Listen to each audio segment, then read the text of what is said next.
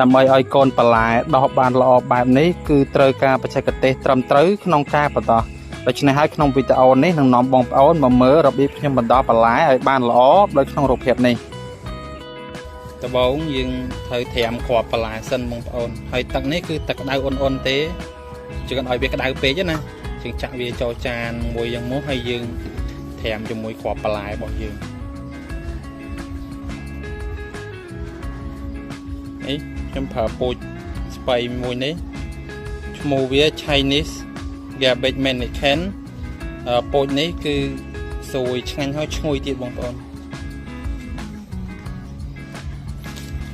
យើងហាច់គ្រាប់វាយកមកដាក់ត្រាំចូលក្នុងទឹកក្តៅហ្នឹង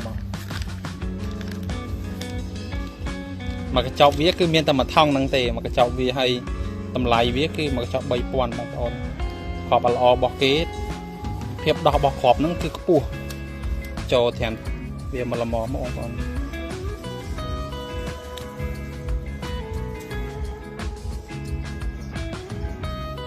ចាក់អស់ទៅ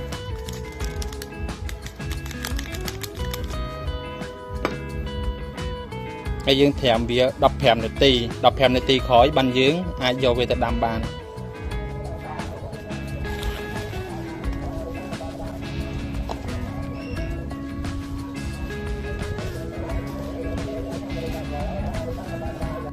បាទបន្ទាប់ពីដាក់ដីហើយយើងយកផ្លាកគ្នាវាហ្នឹងបាទយកមកសកត់មកយើងមានហ៊ុនច្រើនអញ្ចឹងហើយយើងមិនបាច់ចាំយកឈើយកទៅចុចមួយធ្វើអីទេនាំតែខាតពេលយើងយកផ្លាកវាសកត់ពីលើគ្នាដែលយើងដាក់ផ្លាកបង្ទាអញ្ចឹងណាយើងដាក់ដីហើយយើងសកត់លើកទី1សិនបងប្អូន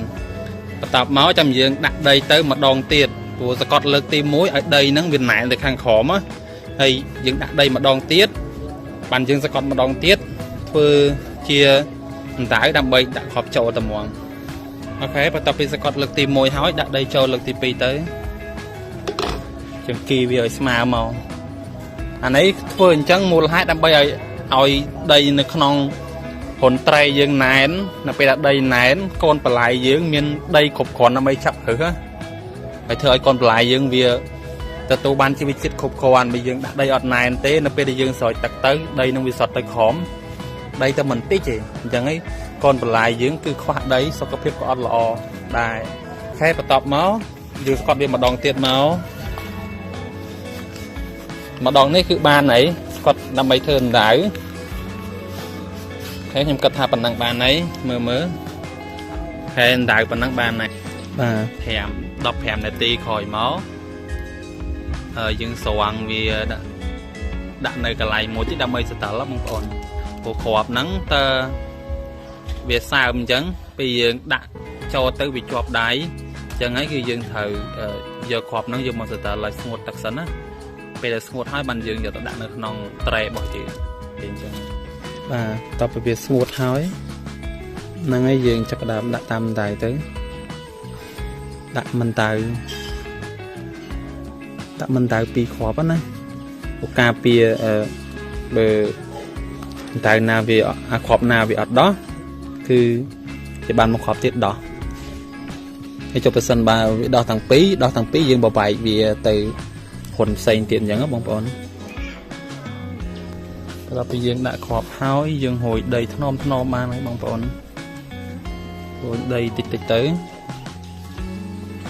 កុំឲ្យដីក្រាស់ពេកតែដីក្រាស់ពេកខ្លាយកេងឡូគ្រាប់ហ្នឹងវាអត់មានកម្លាំងបុកដីក្នុងចេញក្រៅវាទៅជាមិនដៅហ្នឹងអត់ដោះហួយតិចប៉ុណ្ណឹងគេមកមិនបាច់ចាំវីដៃទេបើខ្ញុំយកទៅយកមកគេវាអញ្ចឹងវិធីសាស្ត្រលឿនងាយ